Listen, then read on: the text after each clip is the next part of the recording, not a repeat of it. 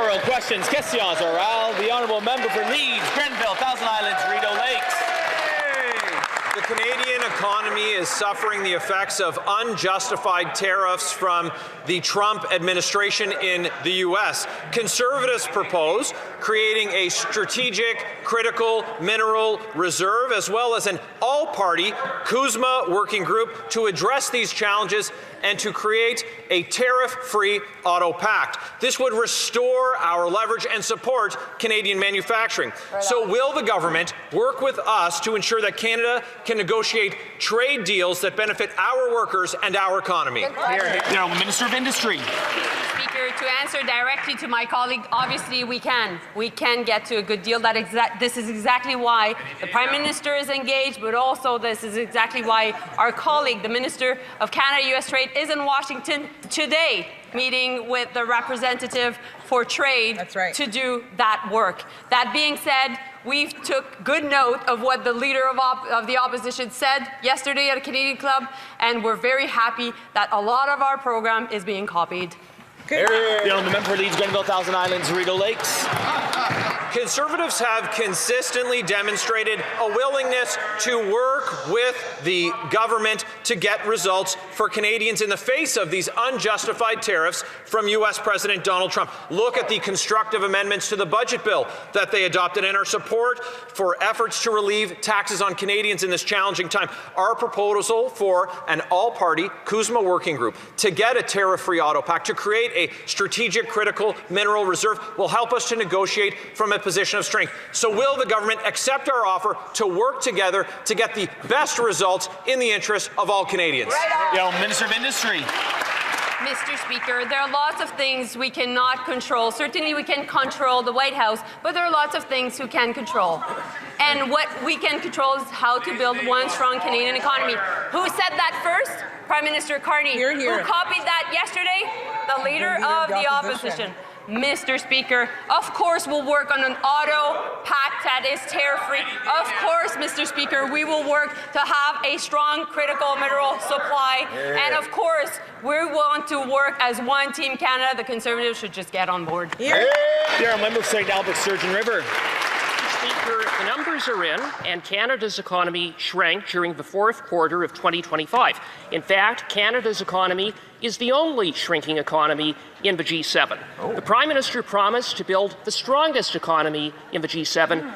Instead, he's delivered the weakest. So, in the face of that, will the Prime Minister accept any responsibility for the dismal state of Canada's economy?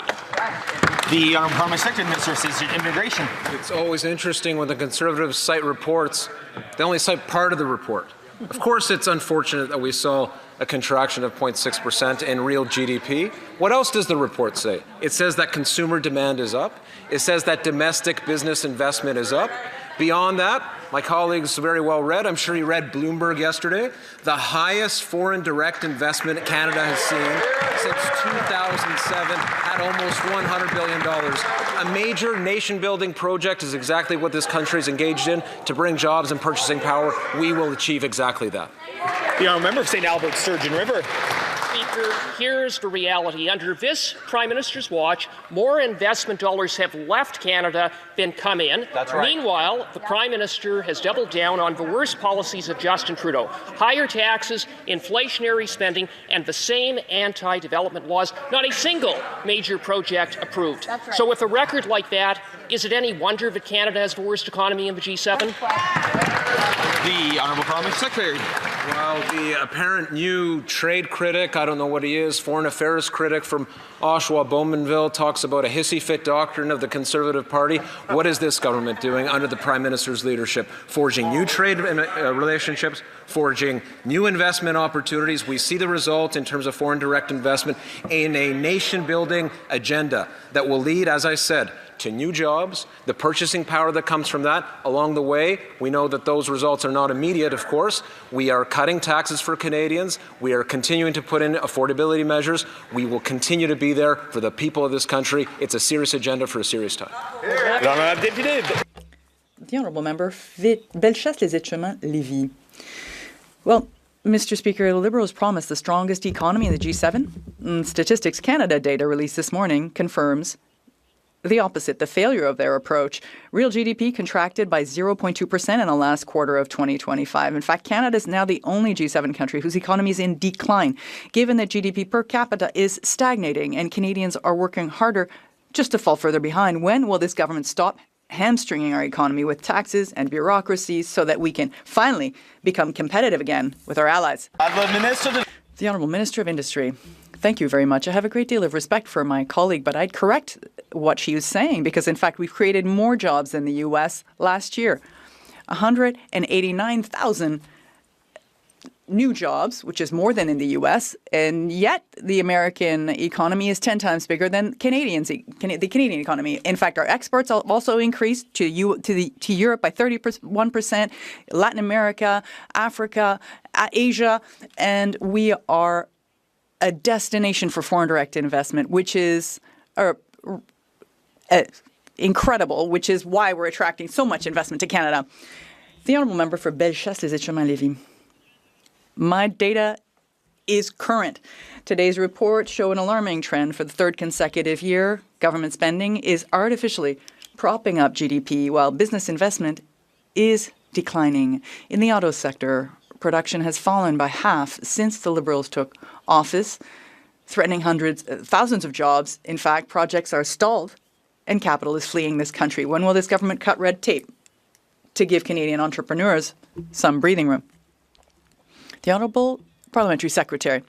Thank you, Mr. Speaker. As my colleague mentioned, perhaps it would be wise to read an entire report when you quote from it and to realize that in the fourth quarter of this year, internal demand was very high. That's domestic demand. Foreign investment has resumed. And the only negative point was the drop in inventory. Usually when inventory drops, it means in the next quarter, production will resume and pick up steam. So we can say that we are going strong. The Honourable Member for Berthier-Maskinongé. Mr. Speaker, just imagine retiring only then to not receive your old age pension for 9 months. This is the kind of problem that 85,000 people are experiencing here because of the Curam software. 85,000 is the figure dating back to the end of January. The minister has not updated these figures yet. We hope the situation has improved, but on Monday, the president of the Professional Institute of the Public Service said he feared that millions of people would eventually be affected. When will there be a public and independent inquiry into this fiasco before it gets any worse? The Honourable Parliamentary Secretary to Labour. Mr. Speaker, with all due respect, I would recommend that he read the Auditor General's report on the modernization of benefits or even read testimony from public accounts. Of course, we are working to address the backlog, but we have to remember this is the largest digital project ever undertaken by the Government of Canada. The Honourable Member for Berthier-Maskinongé. Mr. Speaker, I hope so, given these figures. It's so costly. 85,000 victims of Curam errors and perhaps more. We just don't know. $5 billion in cost overruns, and the Liberals keep repeating that there is no problem. But we're looking at those reports that she's telling us to read. This is precisely why the National Assembly is unanimously calling for an independent public inquiry into federal computer programs once and for all. We will find out why there are citizens who are harmed, who they are, and cost overruns. Clean things up once and for all. Where there be an inquiry? We've been at this all week. Let me try to correct the member opposite's assertions. There is no cost overrun. The first phase of this project is on track with respect to modernizing old age security. There are other phases of work still to come, similarly to modernize EI and Canadian Pension Plan benefits. The Auditor General has looked at this. The Public Accounts Committee has looked at this. The government provided a response to this House based on the Parliamentary Committee's report. Let's stop sowing confusion on this and get back to the facts, please. The Honourable Member for Jonquière. Mr. Speaker, Lithium, a Quebec company, will be bought by Americans if Ottawa fails to invest $30 million by March 3rd. 4 days, that's how much time we have left to avoid losing another company in our industry, this time to an American rival heavily subsidized by Washington. The battery recycling market expected to reach $70 billion by 2040. It's worth the investment. Abandoning a Quebec company to the Americans because of a lack of federal action is exactly the opposite of the Prime Minister's election promises. Will the Liberals finally support Lithion? The Honourable Minister of Industry. Thank you. Thank you, Mr. Speaker. Look, we've had conversations with the company. Of course, the company is facing financial difficulties. The government of Quebec has decided not to go ahead to support this company, but we believe in this battery industry, and we also believe that Lithion has significant assets in keeping with our strength in the area of critical minerals. So I've already worked with the Bloc Québécois on this to find solutions, and we will find solutions. Better.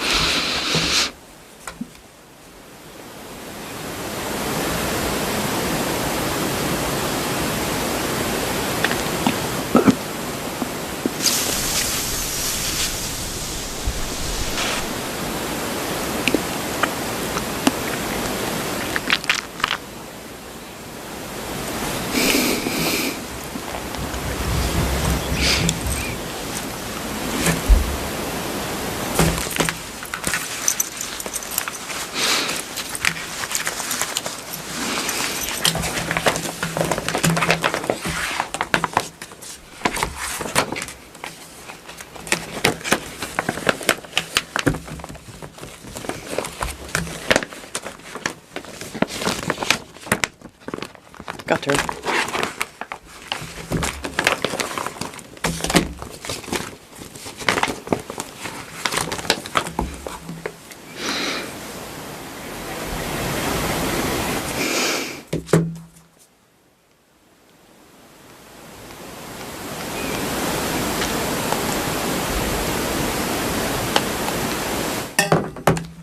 Stephen Popta.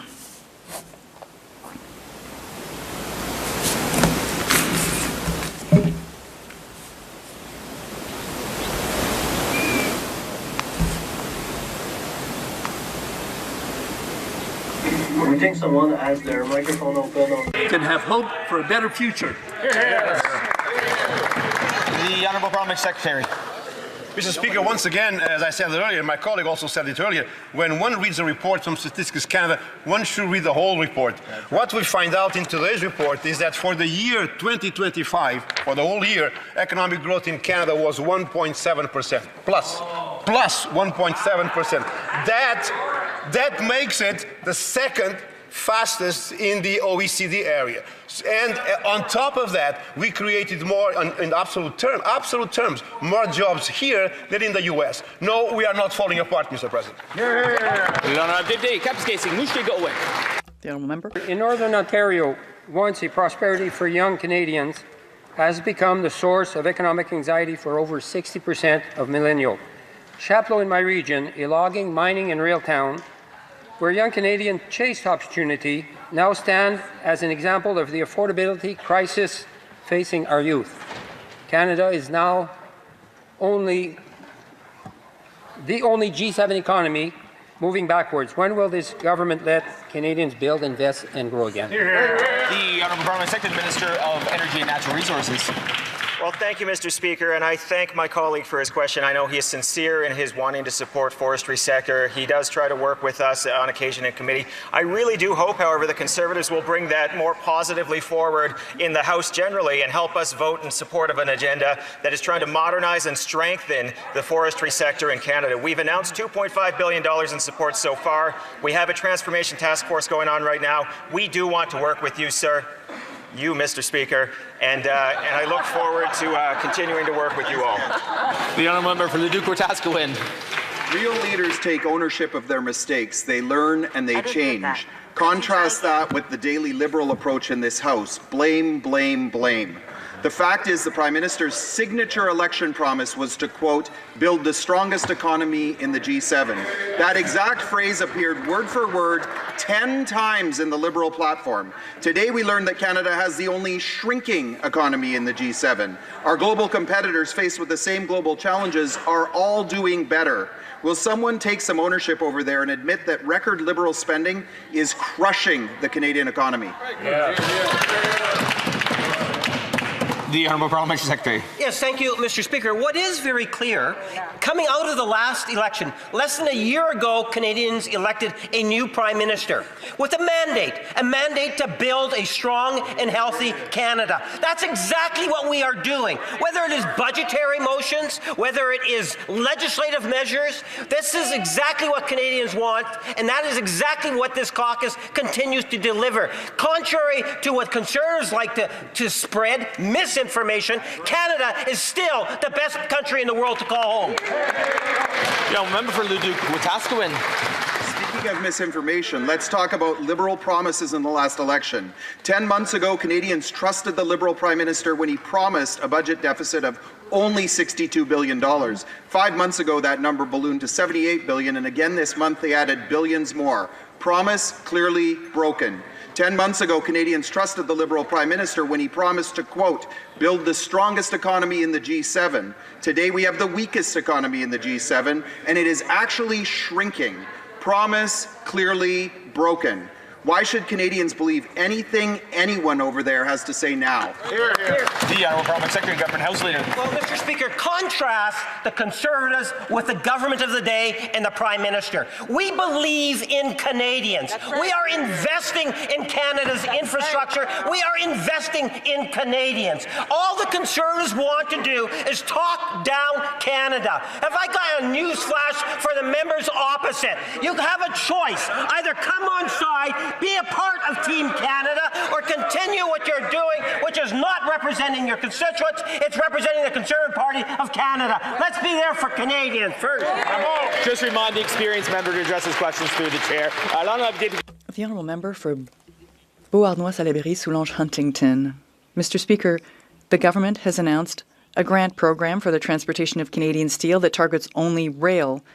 excluding maritime transport. However, our ship owners have historically shipped hundreds of thousands of tons of steel per year.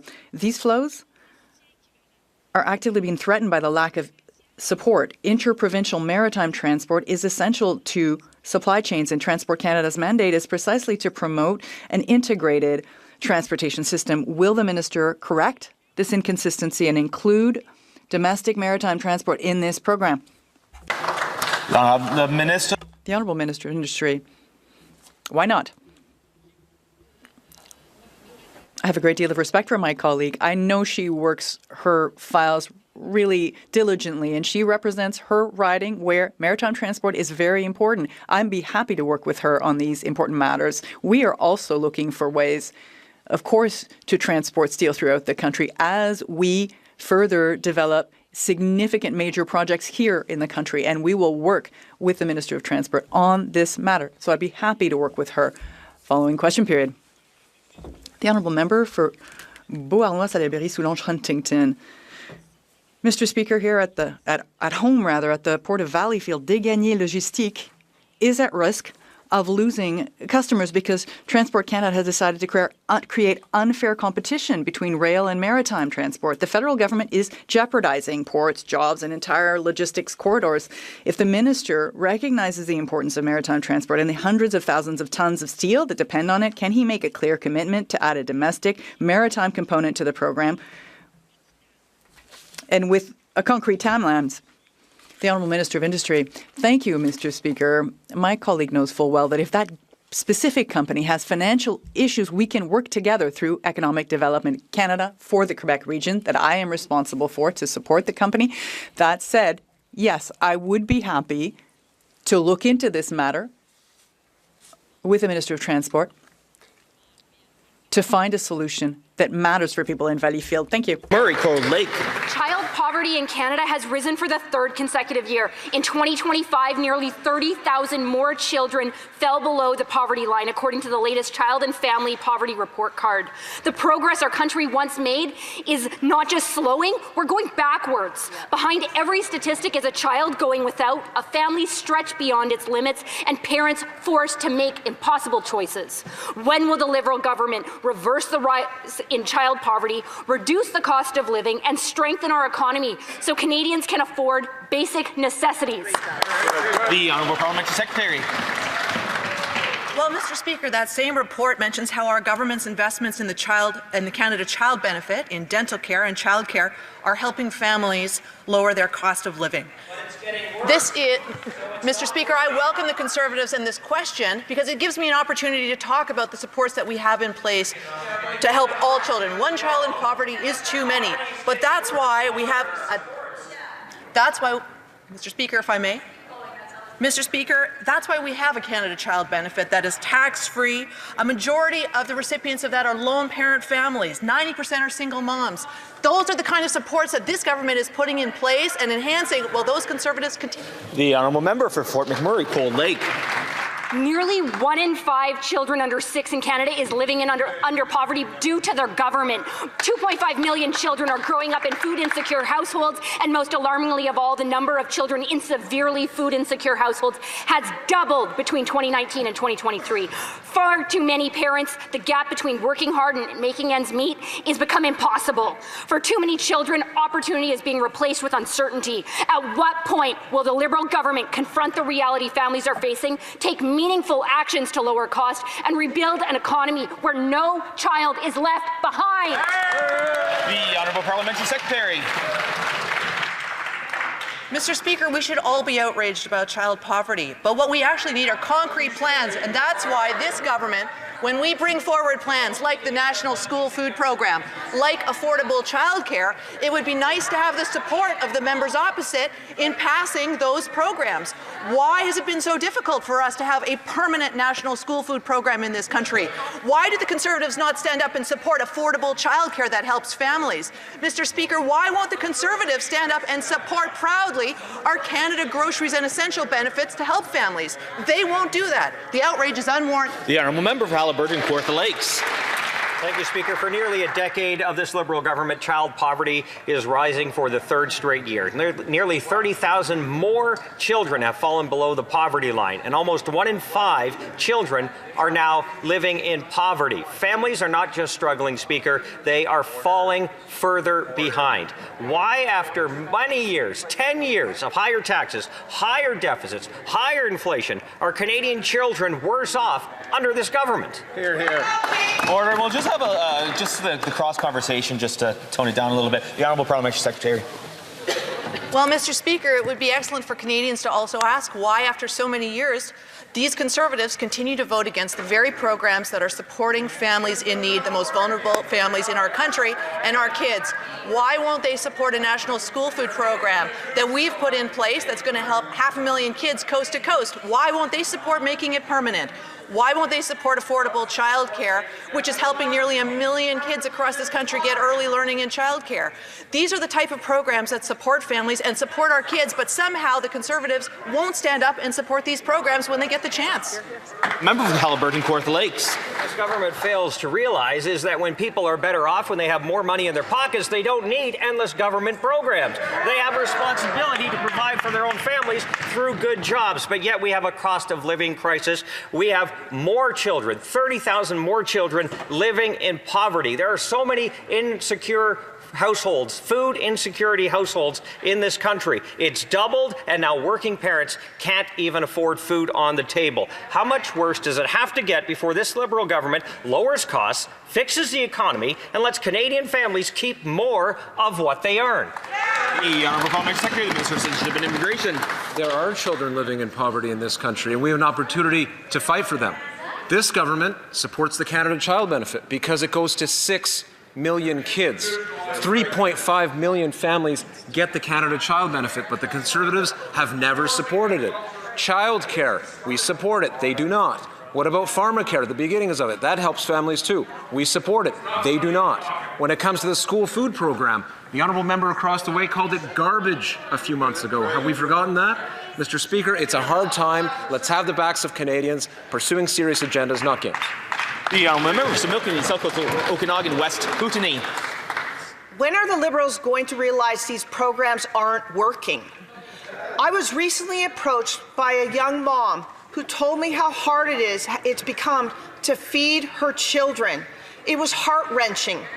I see her face now when I hear child poverty rose for a third straight year in Canada. Nearly 30,000 more children fell below the poverty line. When will this Liberal government end the trend of child poverty getting worse every year? Here. The Honourable Parliamentary Secretary, the Minister of Housing and Infrastructure. Thank you very much, Mr. Speaker. It's really ironic for them to talk down our programs when they don't even have a plan. Not only that, they're voting against every solution that we are putting forward to ease the burden of families and put more money into the pockets of Canadians. The dental plan, the groceries benefit, affordable childcare, national school food program. No one really believes that the Conservatives are there to protect the most vulnerable. Let's be serious, Mr. Speaker. I enjoin them to work with us for real solution. Thank you. Hear, hear. The Honourable Member for Brampton Centre. Mr. Speaker, Cancer can upend lives in an instant. Every Canadian knows someone, be it a friend, a family member, or a colleague, who has faced a cancer diagnosis. It is a disease that touches far too many families across our country. Even some members of this House have sadly faced that news themselves. We all understand the importance of prevention and early detection. Can the Parliamentary Secretary to the Minister of Health update the House on what the government is doing to strengthen cancer prevention and ensure more Canadians benefit from early detection? The Honourable Parliamentary Secretary and the Minister of Health. Thank you, Mr. Speaker. I thank the honourable colleague for this question. My mom is a cancer survivor, and I know what it's like when a loved one goes through cancer treatments. We also know that prevention matters. Up to 40% of cancer cases could be prevented. That's why I'm proud that our government announced $41 million for groundbreaking cancer prevention research. Through the Canadian Institute of Health Research and partner organizations, we are supporting 19 teams whose work will save lives, build a healthier Canada, and make sure we get to spend more time with our loved ones.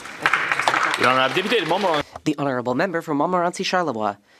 Mr. Speaker, the face of poverty is changing. Today, it looks like single mothers who are skipping meals to buy nice clothes for their children so they don't get made fun of at school.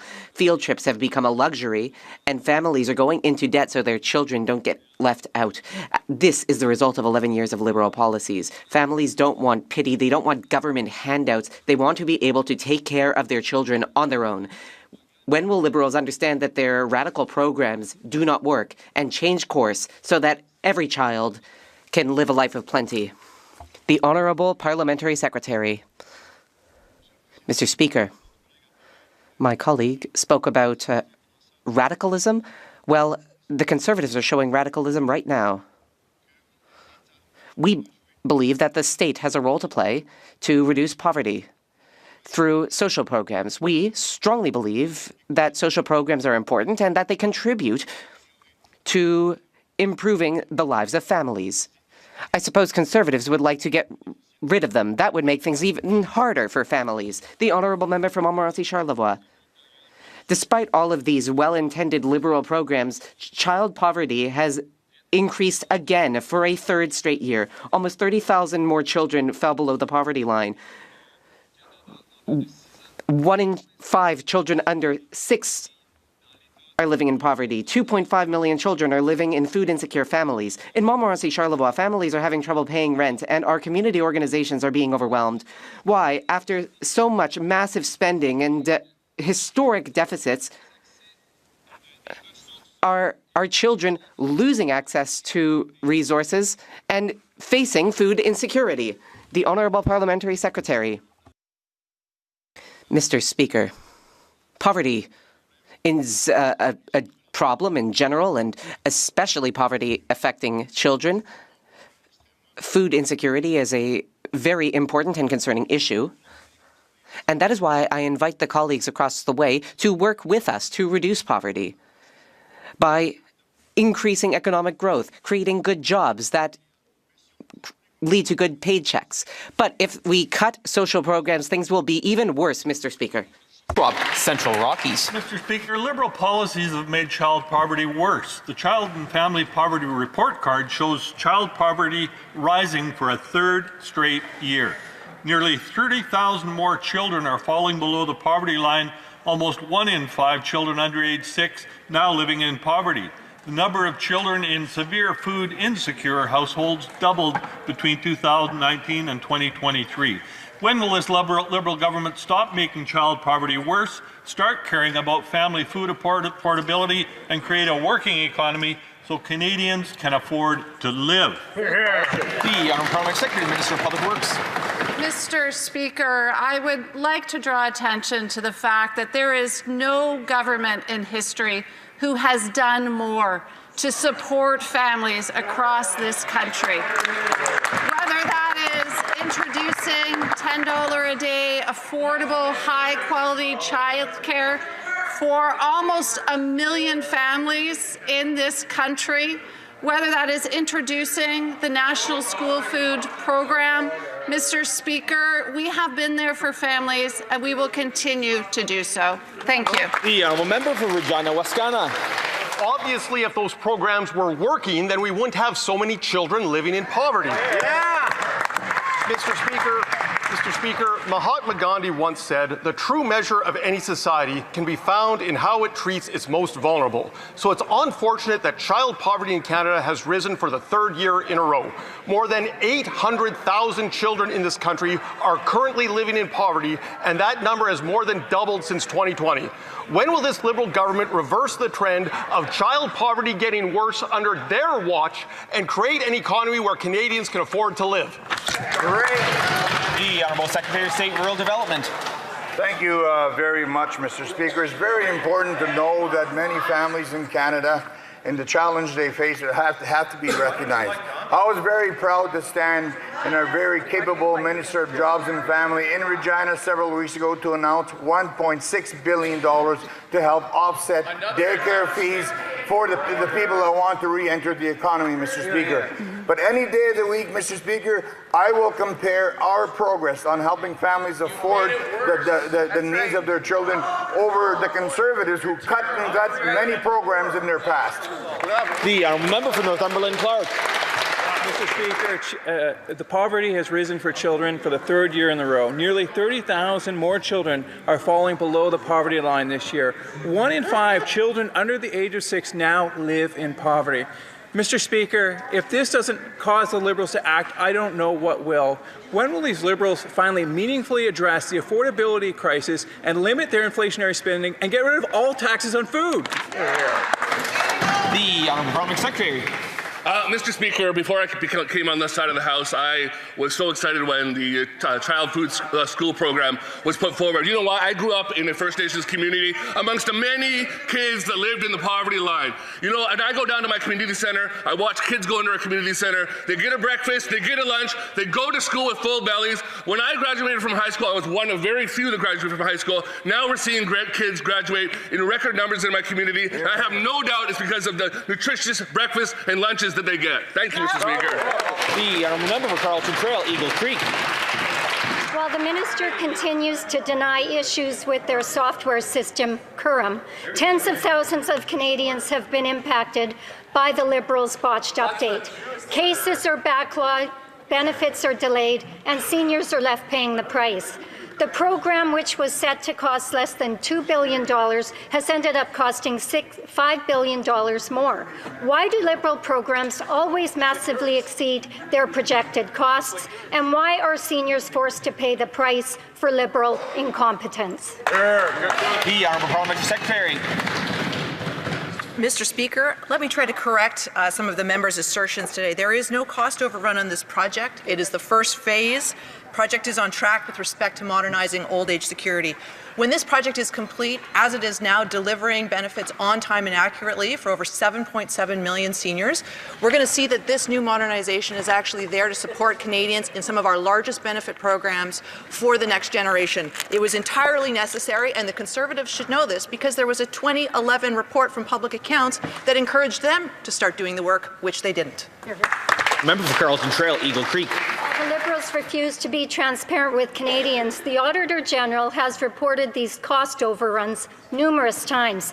Their attempt at updating an outdated technology has ended up costing Canadians $5 billion more, 3 times more than they projected. The bottom line is this: Canadian seniors deserve better than Liberal excuses and denial. Why is it that Liberals can't ever deliver on time or on budget? The Honourable Parliamentary Secretary. Mr. Speaker, this modernization project is the largest IT project ever undertaken by the Government of Canada. When it is completed, it is going to finish necessary modernization of our biggest benefit programs that millions of Canadians rely on, delivering billions of benefits over the course of our lives. This is a 60-year-old program that required updating. It is in progress. It is delivering benefits to over 7.7 million seniors right now, accurately and on time. It's the first phase. We're going to continue doing this work carefully. Thank you, Mr. Speaker. I'm a member for Edmonton West. Mr. Speaker, the party of cost runs is at it again. This time it's the flawed Currum system. $6.6 billion disaster that has tens of thousands of seniors hurt by the latest boondoggle from this incompetent Liberal government. So what's the Liberals' response? It's Canadians' fault for too many of them growing older and becoming seniors and flooding this system. Why are seniors being forced to pay the price for continued Liberal incompetence? The Honourable Parliamentary Secretary. Mr. Speaker, the 2011 report of the Public Accounts Committee sounded this alarm on lack of sustainable funding for renewing IT infrastructure, noting that major funding shortfalls posed a high risk that core programs couldn't support the aging system. But the Conservatives at the time in government chose to do nothing about it. Today, these investments are long overdue. The system is in critical need of updating and modernization to move it off of a paper-based 60-year-old system so that Canadians can rely on it and benefits can be delivered securely in the years to come. Member for Edmonton West. Well, Mr. Speaker, the party of ArriveCan is once again trying to deflect from their recent failure on the OAS payment software. And just like with ArriveCan, they're spending more energy blaming others than actually fixing the problem. Seniors are waiting over 6 months sometimes to get their OAS. When will Liberals stop hiding behind their excuses, admit their billion-dollar failure, and take action to ensure seniors receive their old age security? The Honourable Parliamentary Secretary. Mr. Speaker, we take the member's comments very seriously. 7.7 million seniors are receiving their benefits on time and accurately in a system that is now designed to be more modern, accessible, and secure. I would encourage the member, as the Minister has said repeatedly, if he knows of cases where there's urgent need, we are set up to deal with them in 24 to 48 hours, and we're very happy to do that. Thank you. The Honourable Member for Madawaska-Restigouche. Thank you, Mr. Speaker. Opposition members like to say that our great country is broken. These are not just distasteful comments, they are false ones. Canada has what the world wants: an abundance of natural resources, a qualified workforce, solid, diversified trade agreements. On this side of the House, we believe in Canada. We believe in supporting our businesses and our workers. I would like to ask the Parliamentary Secretary how this confidence is being translated into generational investments in the Canadian economy. Thank you, Mr. Speaker. The Honourable Parliamentary Secretary. I would like to thank my colleague for that excellent question. He is right. Mean-spirited slogans are not a plan. But on this side of the House, we do have a plan to build a strong, resilient economy, and it is paying off. Private investment is up for the fourth quarter in a row, and just yesterday, Statistics Canada announced that foreign direct investment in the Canadian economy has reached its highest level in 18 years. Our plan is working. We have a serious plan, and it is bearing fruit. Mr. Speaker, this government's current system is causing delays for hundreds of seniors who depend on OAS and GIS to pay their expenses. These services are vital to seniors on fixed income. 4 cost overruns were reported by the Auditor General in 2025. Similar incidents persist in every software program they attempt to execute. When will this Liberal government accept accountability for another software system that has failed, costing taxpayers $5 billion? The Honourable Parliamentary Secretary. Mr. Speaker, allow me to try to shed some light on this again for the members opposite. This program is initiative is a phased program. There is no cost overrun. The modernization of our old age security systems is necessary. I think all Canadians would understand that 60-year-old computer programs are outdated, obsolete, and at risk. And so if we want Canadians to have their benefits on time and accurately, as this program is already delivering to over 7.7 million seniors, we need to be modernizing it. We need to be moving to modernize our other systems around EI and CPP as well. This is necessary to support the biggest benefit programs the Government of Canada has. The Honourable Member for Côte-du-Sud-Rivière-du-Loup, Kataskamik-Temiscouata. Mr. Speaker, Ottawa doesn't just have a software problem, it has a systemic problem. Every time the Liberals hand over a file to a private company, costs skyrocket and accountability dries up. We had Phoenix, we had ArriveCan, and now we have Curem. $6.6 billion spent. Half of it went to consultants. Meanwhile, thousands of seniors are waiting for their pensions. When will these Liberals admit that the real problem isn't their software, it's how they manage it? Meanwhile, consultants are getting richer, and our seniors are growing poorer as they wait to receive their checks. The Honourable Parliamentary Secretary. With great respect to the member opposite, I really would recommend to him the reports of the Auditor General on benefit delivery modernization, the testimony, the report of the Public Accounts Committee, both in 2011 and also from this past fall. We are obviously working to address the outstanding cases, but let's please keep in perspective that this is the single largest IT modernization project the Government of Canada has ever had. And right now, it is delivering accurate and on-time benefits to over 7.7 million seniors. Member for St. John, St. Croix. Mr. Speaker, another federal wharf in my riding has bbeen condemned. Many others in New Brunswick need urgent repairs. Federal wharves are the lifeblood of coastal communities, but they are being neglected by the Liberals. Just as inland economies rely on highways and airports to get products to market, Atlantic Canada relies on wharves to export high-quality seafood to the rest of Canada and around the world. In the last election, the Prime Minister promised an extra $250 million for federal wharves, but the budget didn't include a nickel. Is this another Liberal broken promise? Yes, sir. Honourable Parliamentary Secretary, the Minister of Fisheries. Mr. Speaker, small craft harbours are fixtures of coastal communities and our economy. That's exactly why our government is investing hundreds of millions of dollars into our small craft harbours. We're building the infrastructure that allows our harvesters to do their jobs, support their families and their communities. Thank you. The honourable member for Milton East, Halton Hills South. Mr. Speaker, earlier this week, I was proud to stand alongside my colleagues on this side of the House to vote in favour of Bill C-15. In addition to unlocking generational investments to help build a strong, modern, resilient Canadian economy, Bill C-15 contains important measures to make life more affordable for Canadians, including measures to advance open banking. Can the Parliamentary Secretary let us know how open banking reforms will allow Canadians to securely share financial data and give consumers clearer choices and better tools to manage their finances? The Honourable Parliamentary Secretary, Minister of Citizenship and Immigration. In her short time as a Member of Parliament, this member is making outstanding contributions on the Committee for Public Accounts. She's doing great work in the constituency. She brings great experience as a former town councillor, and importantly, as a lawyer, she stood up for women who had been abused in domestic relationships. Mr. Speaker, she points to Bill C-15. Of course, its main focus is the economy, but within that bill is a focus also on open banking. The autonomy provided by open banking can help women experiencing violence in relationships. It's another way that we're showing support for people across communities and especially vulnerable populations. We'll continue to do that. Member for Parkland.